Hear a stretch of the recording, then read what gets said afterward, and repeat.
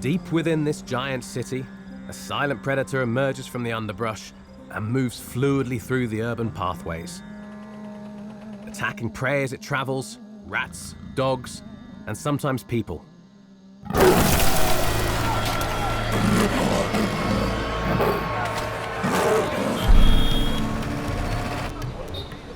Mumbai, India, the 7th largest city in the world, is home to 20 million people and dozens of leopards, making it the largest concentration of these big cats on the planet. The way they can live with humans in different environments, it's truly amazing. The fact that this national park is situated in the heart of the city is what is responsible for the high density of leopards. Now I'm joining 2 researchers in Mumbai to understand what is causing these leopard attacks, how leopards choose their prey, and could this somehow be helpful to humans? They could right be in front of you and you'll never see.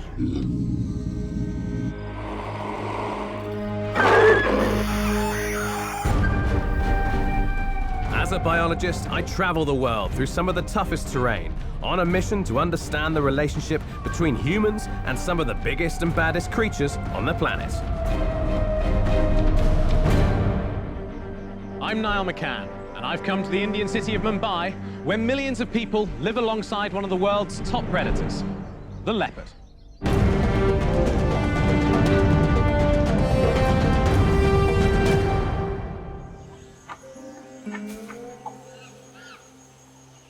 The region that is Mumbai today has been inhabited continuously since the Stone Age. Now the city is home to India's greatest number of millionaires, alongside some of its worst slums. The 100-square-kilometre Sanjay Gandhi National Park, the world's biggest urban park, is home to hundreds of bird species, venomous snakes, dozens of mammals including rhesus macaques, langur monkeys, and leopards. As human populations explode, our cities grow inexorably, swallowing natural habitat and forcing nature out. First to go are always the predators, not tolerated by people, fearful for their own lives and those of their children, their pets, and their livestock. But one predator above all others has adapted to this urban life, even in the largest of cities, the leopard. Feeding on stray dogs and other animals attracted to the refuse of the city, and with an unrivaled ability to melt away into the shadows and disappear. Leopards aren't just surviving here, they are thriving. So I've come to Mumbai, in Western India, to learn about one of the most remarkable stories of human-animal coexistence anywhere on Earth, the leopards of the city. For years, people around the park have been experiencing leopard attacks. At its height in 2002, there were some 25 human fatalities. But then, as now, here leopards prefer small mammals like rats, pigs, and some 30 to 50% of their diet may be stray dogs. Hired by the park, researcher Nikit Serve has been monitoring leopards here, hoping that new data might improve knowledge of the big cats. Nice to meet you, Satish. Grace. So this is the milk colony? So this is the RML colony, Yeah. which is adjoining to the national park, and today we are going to Satish's house. Great. So there's a leopard which is being observed coming around his house. Actually around your house? Yeah. That's amazing. Yeah, great. Well, come show me. Yeah. That is the place we'll be heading to. Okay, up in the corner. Yeah. Yeah. So can you tell me about what happened with her and the leopard? And the leopard was sitting over here.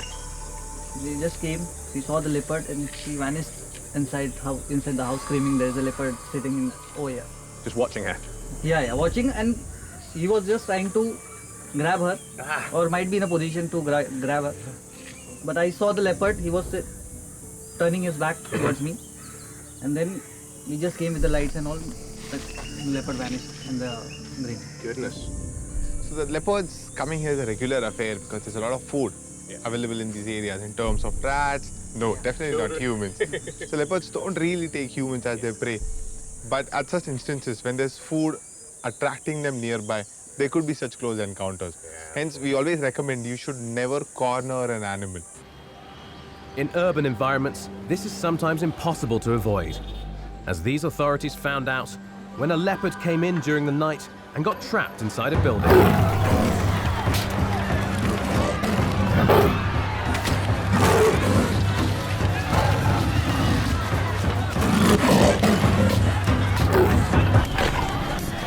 Looking at some of the newspaper articles, a few of the victims of attacks have been quite young, so I wonder whether those have been predation events, whereas the adults are more simply a case of being cornered. Most of those events also, the smaller kids, because many a times these attacks, the injuries are on their legs, hands. Because if an animal wants to kill, leopards kill by ambush. Yeah, that's going to go to the throat. So most of these attacks are accidental attacks where the animal and people meet at close quarters. Yeah, interesting, very interesting. So how's she feeling now after the almost attack? She is now very much careful about this. Yeah. As soon as the night begins, she just be inside the house. And for a better precaution, we have placed a metal door. It's a very good idea. Yeah. And So you shut this every time at night? Yeah. So this is where we set the camera trap. Yeah. And this is particularly set up for the leopard because they use this trail to go in that direction. In here I have only leopards. Nickett takes me out to see the full complement of camera traps he's set up to study these city leopards. It's just the leopards. Okay, so yeah, good place to That's have the camera. good place to have a camera trap with the artificial water hole, trap them in. Yeah. So this serves as a very good vantage point for the leopards. They come, usually rest here, so they get a good view. And we've observed leopards with cubs here. Huh. We observed a courtship, mating behavior happening here. Yeah, at this very spot, because it's elevated, it also gives you a little bit of view of the city. Yeah, that's crazy. Great. Should we take this out and have a look at some pictures? Yeah. Let's check this one. This is the team setting it and going out. Yeah, they just set the trap, the same door, they're opening the door. Is that time code correct? Yeah. Ah, no, you're kidding me. She's It's perfectly a small walking. female. That's literally the next one. Yeah. And it's taken 20 minutes after you set it. Who set it? Did you set it? Yeah. 20 minutes after He you and walked. Satish walk out. What this does show is that leopards continue to walk past the play area of this little girl, and a potential threat remains. That's madness. Fantastic. And there are more trail cam images. First, a good-sized male leopard, calmly drinking at the pool, despite the sights and sounds of people nearby.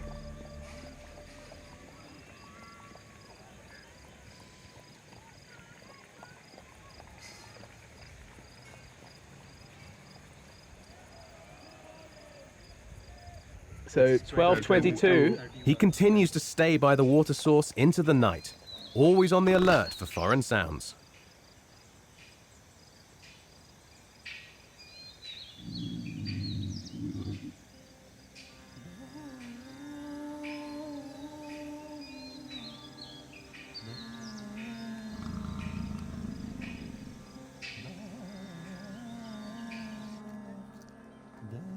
While the smell of poultry and livestock is not directly to blame for attracting leopards, the RA milk colony in this region of the park, providing dairy to the city, has a high human population, which brings with it increasing amounts of garbage and a large dog population. Sometimes, though, as we'll find out, dogs prove to be excellent leopard detectors.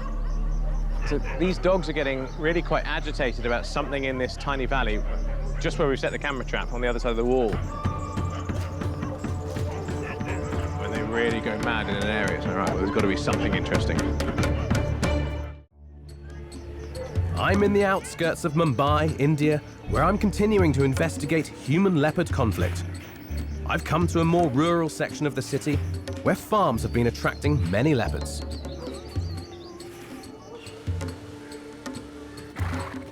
I'm here with leopard researcher Nickett Survey to set up trail cams next to a farmhouse, along a busy trail that's filled with interesting livestock smells for any curious big cat.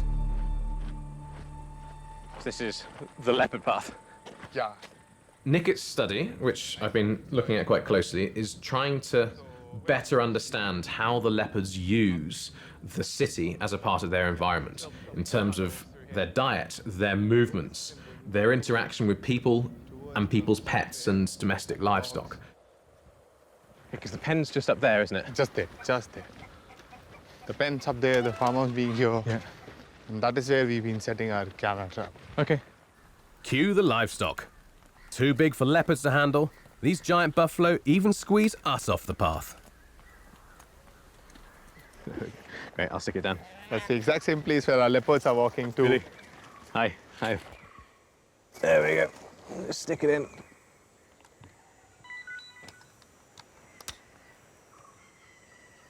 Perfect, perfect. Yeah.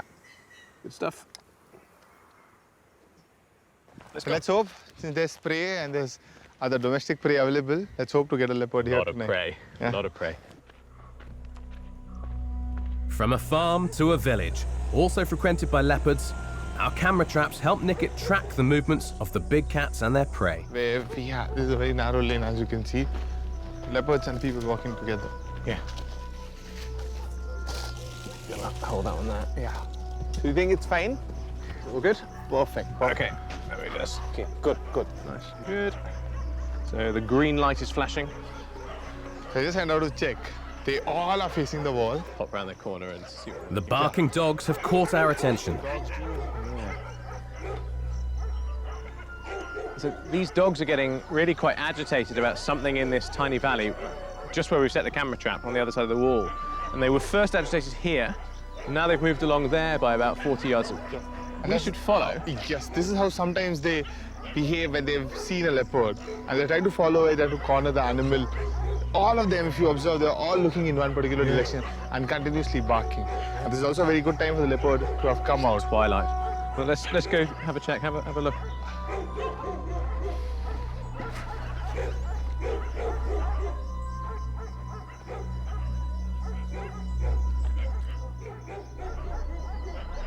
The dogs are a great alarm signal for you as well. Yes. When they really go mad in an area. It's like, right, well, there's got to be something interesting. Leopards are so quiet. They could right be in front of you and you'll never see.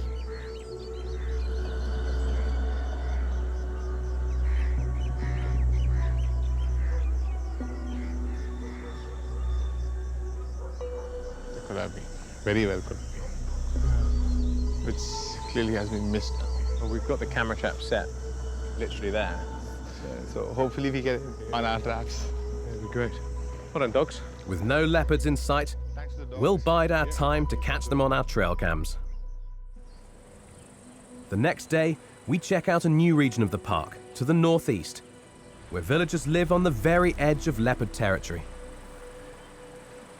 This is an example of the impact that the city is having on the national park and the wildlife in it.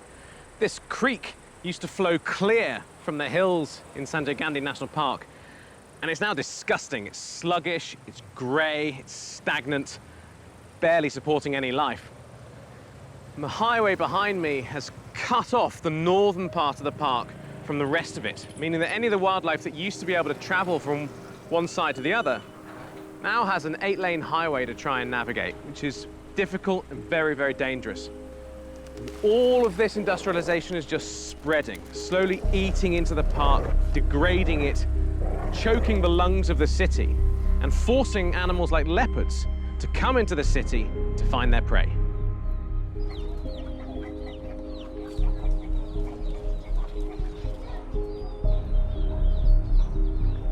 Is this a pretty typical situation here? So like this is the last village bordering the forest. So these leopards would walk in these alleys looking for easy prey, like chicken or dogs, and we photo documented them going back with a duck or a chicken in their mouth. So in such narrow alleys sitting next to the forest. Well, this is the last house as well, so the forest is just there. The leopards can come in, grab something, and easily pop back out again. Yes, like they'll come in, take some quick food, go back. So they feel secure. It is also filthy here. It really filthy. So that must attract rats and then dogs as well. And Yes. that's further magnet for the leopards to come in. There are tens of thousands of dog bites every single year in Mumbai, and it has been proposed that leopards greatly reduce the number of dog bites happening in this city by controlling the number of stray dogs. It will be very interesting to see whether leopards are providing a public health service to the people of Mumbai. Now to check on some of the camera traps we've set up. First at the farmhouse, then the lane. Yeah. This is a farm. The same farm we were at. You can hear the dogs barking. Yeah. Is that the chicken coop or what's that? That's the stable. That's the stables where the horses are. Yeah. Oh, she's totally relaxed. She's ignoring the dogs. Yeah. So that's the difference now. Inside the forest, they were feeding on cheetahs, langurs. Now outside, it's majorly dogs. Yeah. And she knows that the dogs have spotted her, and look at her calm behavior. She just doesn't mind, does she? She doesn't mind at all. It's just how they're relaxed.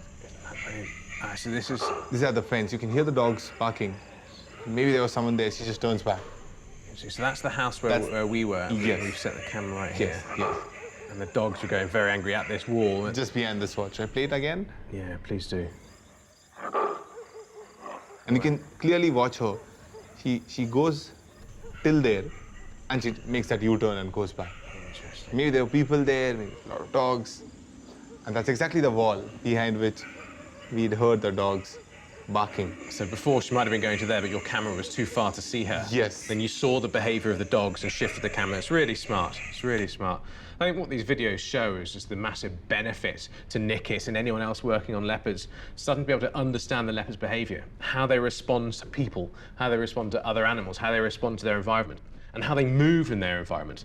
And all of that enables us to better understand how to avoid conflict between people and leopards. Next, I head into Sanjay Gandhi National Park for some close encounters with wildlife, discover traditional leopard culture, and meet an eyewitness to a fatal attack. They saw that she's lying dead with 2 leopards guarding the corpse. 2, goodness 2 me. leopards, yes. Wow. I'm entering the gates of Sanjay Gandhi National Park, which takes up much of the northern part of Mumbai. We're on our way to explore the park, which is home to the leopards that frequently roam the city. The leopards in here have got a decent population of prey Yes. to feed them, have they? Yes. So there's 14 cheetahs per square kilometer, 7 sambars per square kilometer, lots and lots of monkeys. Mumbai is heavily polluted, and by far the nicest place in that city is the national park. And there are many small communities, these tribal hamlets, which are scattered around the edge of the park. There's good wild prey inside the park, represented by spotted deers, langurs. So the wild prey coupled with the domestic prey contribute to the high density of leopards. So we're a couple of kilometers into the park. The city's just behind me, and already there's a large number of deer, chital deer, spotted deer, completely unconcerned about the fact that there are people nearby. There are 47 hamlets of tribals inside the park, and the chital just seem completely relaxed about them. The one thing the chital have to worry about is the leopards, because inside the park here, that is the #1 prey. It's when the leopards go into the city that that prey balance completely shifts, and instead of looking for deer, they start looking for dogs. And then they're back again. Yep.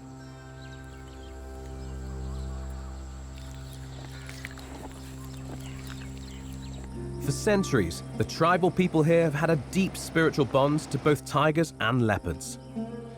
The tigers are long gone, but this leopard shrine is visited to this day. The big cats are always the most significant part of these shrines, but they're also a beautiful example of this Vadli art, this wonderful tribal art that you can see on the wall. And when I go inside the shrine, you'll see some of the more significant elements as well.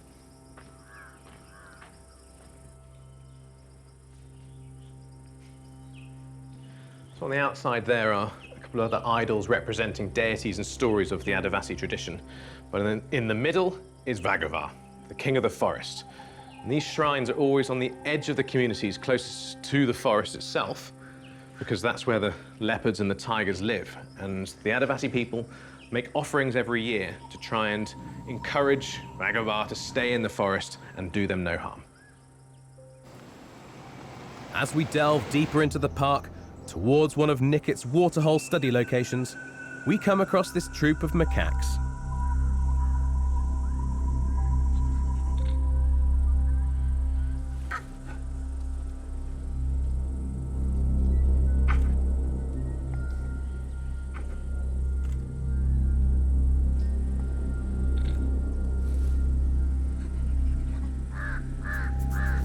Quite remarkable, these macaques are completely unconcerned. There's a mother with a tiny, tiny baby, a few days old, just there. And they're not fussed about us in the slightest. I think it's kind of no surprise that you've got this national park right in the middle of the city that the animals would be so unconcerned about people. It's one thing for a macaque or a spotted deer.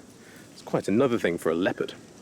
Leopards seem to be different. They are very wary of people, and on the whole, they try to stay away from them.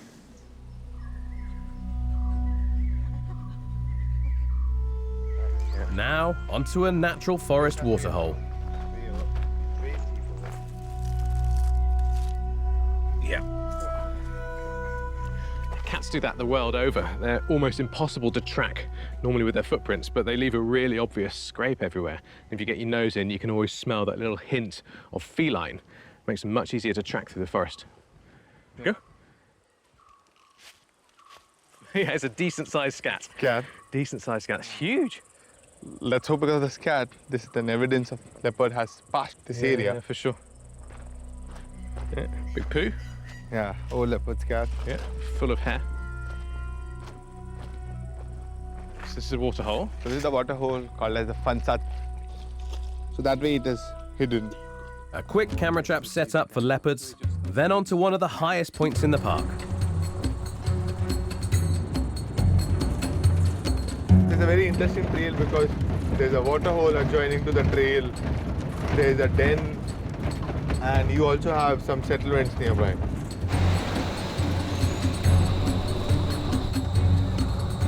First up, a leopard den. Now, behind me, in that clump of rocks, is a leopard den. When Nickett and his team come to monitor it and check on it, they do so incredibly slowly and carefully. So they'll start on the road, and they'll clap and make lots of noise and wait. Leopard's there, they hope it'll come out, but then they'll move 5 or 10 yards further forwards and do the same, and so on, until they finally get nearby, hoping that they aren't going to surprise a leopard. Because surprising leopards is when accidents happen. Leopards are monitored here by Nickett and other park authorities. Remote cameras provide valuable information on this den, which evidently is occupied by a cosy couple. Male and female leopards preparing to have another litter of cubs.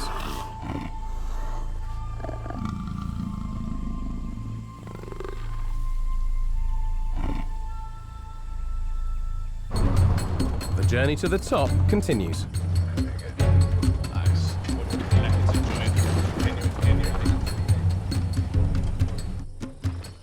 It's a busy trail. Yeah, so basically busy during the day by because people, animals use it. Yeah. But in the night, it's used by cheetahs and majorly by leopards. Yeah. I suppose they can kind of plan it because they can see deep into the heart of the city, and then in the foreground you've got that slum line, and then there must be Adivasi communities just this side. Yes. For the leopard, it's just food. Yeah, just food. Trap set. We wait until the next day to check out the results. Every leopard has its own identity card here. L6 is big. It's fun. Yeah. First up, the water hole in the park. This is the perfect leopard prey. Yeah. You've got the cheetahs, you've got the langurs, all at the water hole.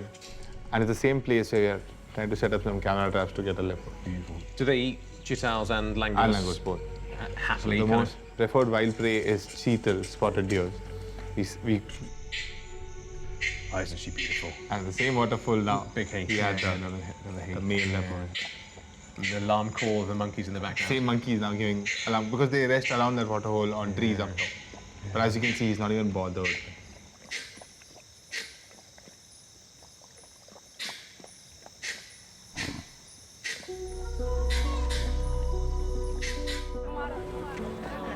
I'm starting to get a picture of the big cat's movement around the city. Now, another researcher, Krishna Tiwari, introduces me to people living with leopards. Here, there was a leopard attack which was fatal. And this guy, his name is Vishnu. Vishnu lost his wife's sister in that attack. Yeah, late in the evening. तुम्ही काय सांगू शकाल? हो तिला पकडले तिला Okay. आणि इथूनशी असा वाघ घेऊन गेला तिला Acha. So she had come, after having her dinner for the toilet, and that's when the leopard attacked her. When she was crouched. When she was crouching, when she was sitting, the leopard attacked her. The leopard came from behind and attacked, got hold of its neck, and it dragged the lady till there into that bushes. And when the lady didn't return for some time, these people, they got panicked because they know they are in a leopard area. So they eventually they came out to look for her, and they could see like drag mark. Drag mark. So that's how they came to know that she's been attacked by a leopard. So eventually they followed the drag mark till those bushes, and there they saw that she's lying dead with 2 leopards guarding the corpse. 2, goodness me. 2 leopards, yes. Wow. And were they aggressively guarding it as well? They were very aggressively guarding it because the leopards didn't allow this people to retrieve the body. So what they did is that they called many people, like there were 40-50 people with torches, sticks, fire in their hand, and eventually after half an hour struggle, they were able to retrieve the body and take it back here. So they had to scare the leopards back into the forest? They had to literally scare the leopards back into the forest. Oh, what a tragic story. So it was a very tragic story, and within a month, there was another boy which was attacked here in the same vicinity. The jungle's right there, and still is there. So do leopards still use this area? Yeah, the leopards. I mean, we had placed camera trap in this alleyways, and we have got leopards, walking through the alleyways, looking out for livestock, dogs, chickens, rodents. Still to this present day. Time to switch over to the other side of the park, where an affluent walkway creates a dividing line between rich and poor and forest animals in the city. Historically, leopards in India have had a fearsome reputation. Injured rogue big cats, such as the Pannar leopard, ate as many as 400 people in 1910 before being stopped by famed hunter Jim Corbett. To this day, leopards seeking shade in tea gardens have been surprised by workers and attacked. District Forest Officer Basavraj Holachi, responsible for rescuing the big cats, described a chilling incident to me. So this happens in 2011, where leopard had entered into the Siliguri town, and it is quite common also in North Bengal, where leopards managed to enter into the human habitation. It jumped on the staff who were sitting on the vehicle for tranquilizing.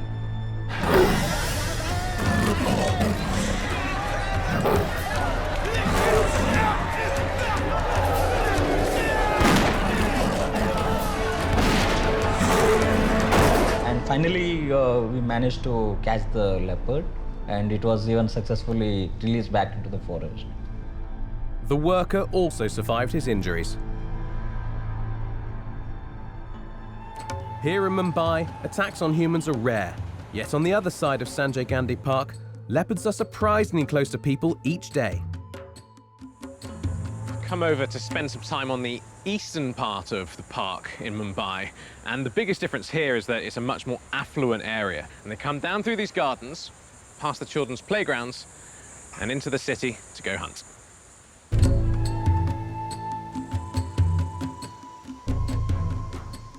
Given the amount of activity that's clearly happening here, what I want is nighttime and camera traps when it's all animal activity, and hopefully a couple of leopards.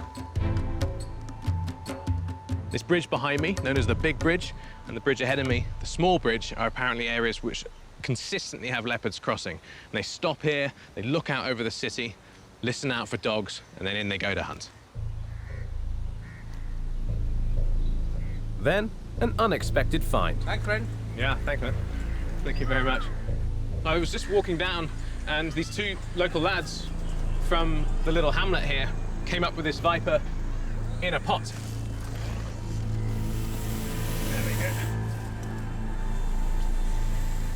It's one of the most dangerous animals in India, probably the most dangerous in terms of numbers of people attacked and bitten every single year. It's a Russell's viper.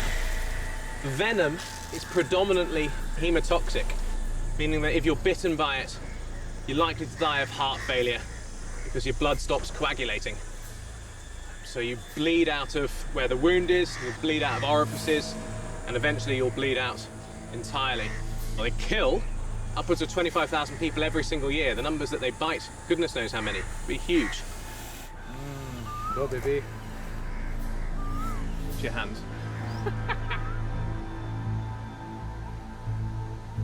I'll start by setting up a trail cam up high, Okay. aimed at the first of the key bridges.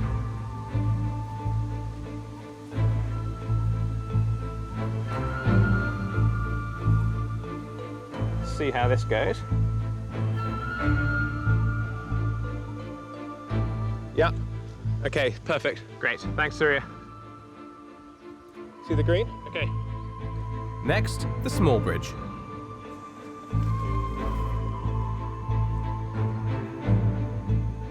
Spread across the 2-kilometre trail, the final cameras go up after dark, when the leopards begin to prowl.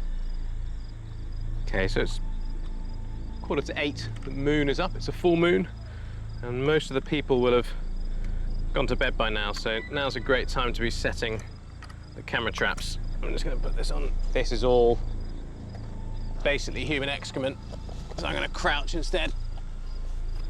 Yeah, that's good. I'm placing the final camera next to a building which a leopard famously entered to remove a sleeping dog.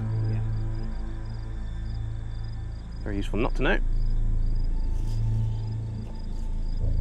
Recently, a private security camera in Nashik, not far from Mumbai, caught this remarkable footage.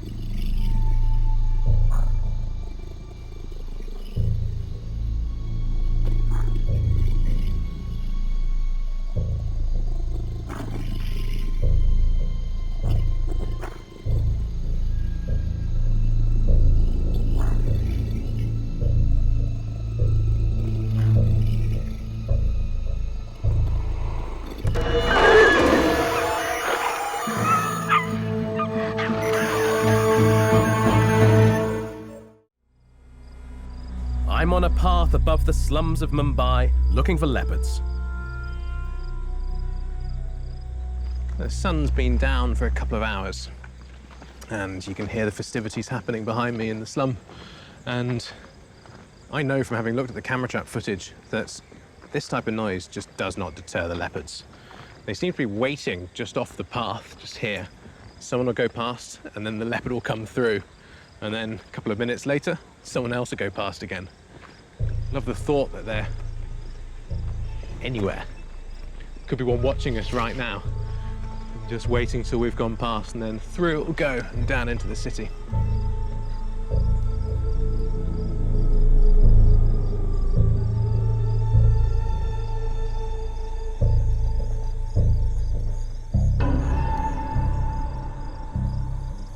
We've just walked down the perimeter path on the edge of the park, set up 6 camera traps. Just walking back and setting the last one, and we got a smell of leopard. It's quite a sweet smell, unlike tiger, which smells really pungently like urine. Leopard smells interestingly sweet. See whether there's one up here, hiding in the trees, sat on a rise, just watching us. Lots of little eyes shining back at me.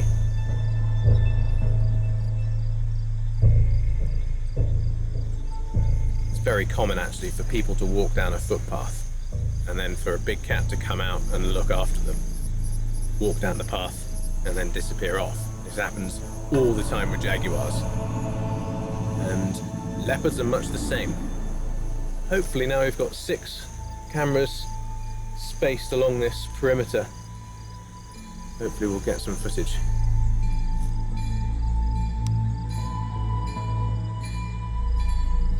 Below me, the tribal people are celebrating Hanuman, the monkey god, from which a leopard prey species, the Hanuman langur monkey, receives its name.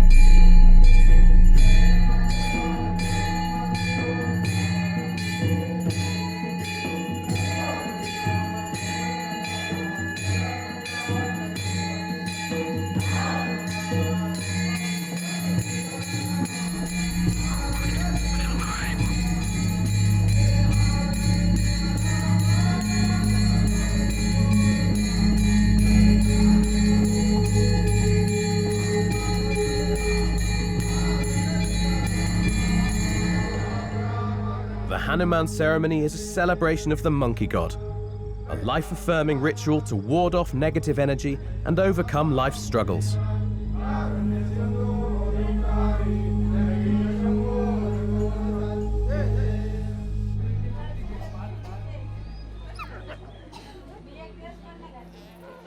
It's the next morning in the village, and I'm heading up to learn more about the relationship between people and leopards.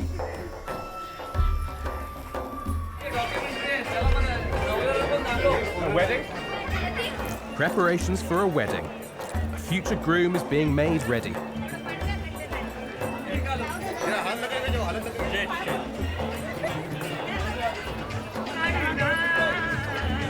That was unexpected.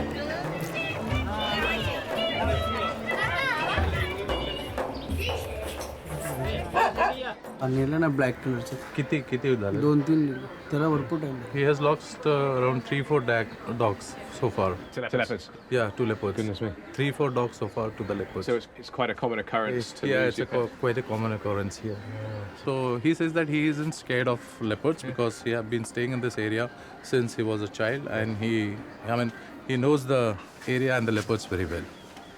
Yeah, it's fascinating how relaxed people are around leopards. Like, people in the West would assume a leopard is a fearsome predator, and there's these amazing photos of leopards attacking forest guards and this type of stuff. But the reality of living next to them seems almost mundane. Like, they're just totally blasé about it.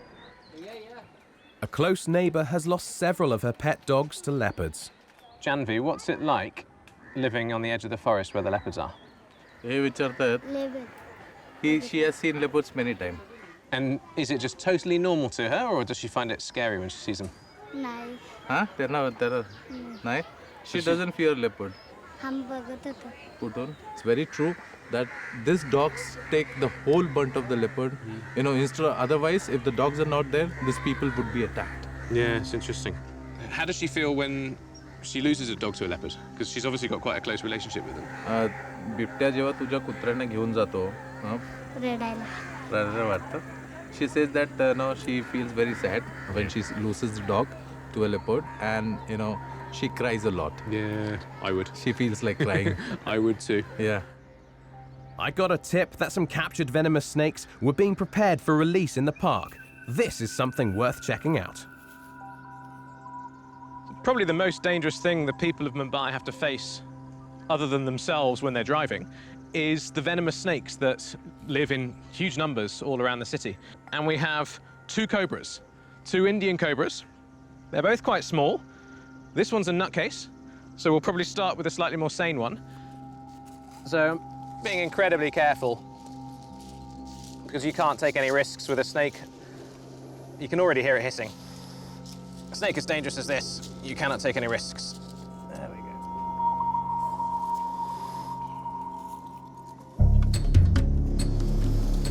All good, till the deadly snake heads for our cameraman.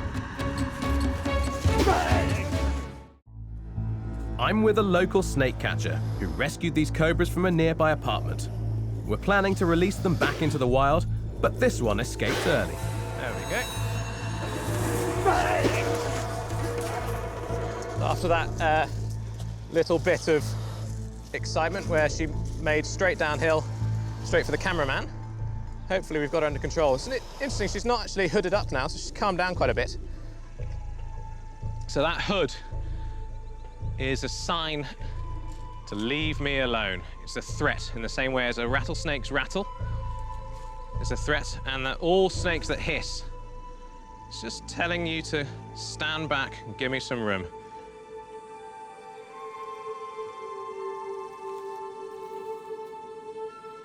Cobras kill over 20,000 people a year in India, yet they're considered sacred by many and they're protected in this park area. So I'm happy to release the snake back into the wild. Isn't that brilliant? Well, we'll leave her be. That was spectacular. Now to check the camera traps.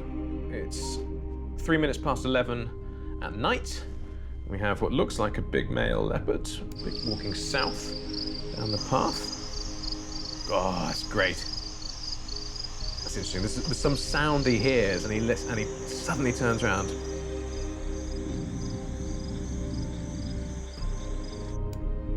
big male again. And this is obviously the leopard, having left Smallbridge, now carrying on south along his journey on this perimeter path. This is a smaller individual, looks like a female, 11:04 p.m. It's not that late. We know that people are still up on that path, walking, socializing, fraternizing, even at this time. The leopards are wandering around. And there's 3 guys. Little do they know that they are a couple of hundred meters, a few hundred meters behind a big male leopard, walking across the same bridge. And I bet he knows they're there. What have we got here? Beautiful, small female. Gorgeous. Look at that. It's a woman closing her curtains. So having been here for a few days now and reviewed all of my camera trap footage, I've got some fantastic images of the leopards coming and going, using those bridges to cross each time. But on my last night, it would be great to get some really nice close-up images. So I'm going to pull every single one of my cameras, 7, and I'm going to stick them all around that little waterhole where the baba is. I'm heading up to the small leopard shrine and natural spring above the walking trail.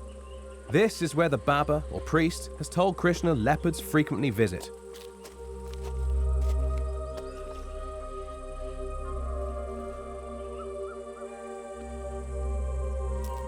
So this is used by all of the tribal communities around the park and elsewhere to try and ward off attacks from Bhagava, from this big cat, so that they can live in harmony.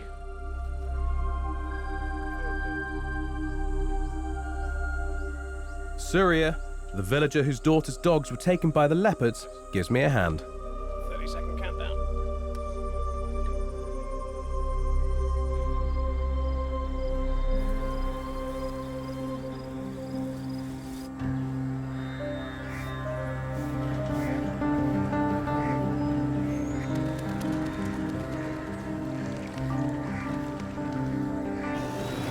It's the next morning. Time to check the remote cameras. So, moment of truth. We've got the cameras back from the waterhole. Fantastic. Just drinking in the little waterhole. You see the... Oh, she's looking up. She might have seen... Oh, look at that. Ears twitching. She might have seen the light, because that's one of my cameras there.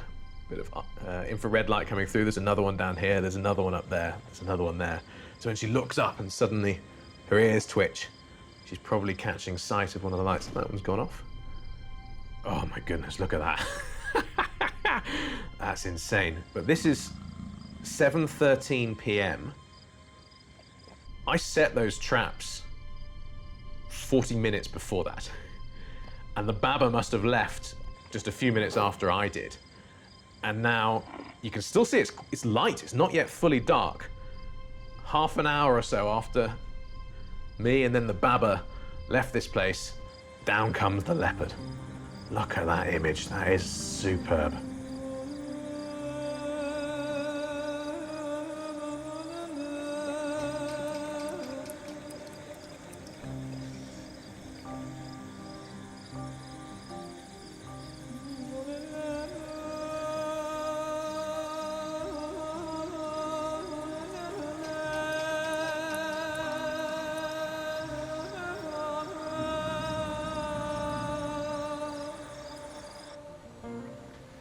When I came to Mumbai, I expected to find marginal communities living in fear of the leopards that famously hunt their prey inside the city limits.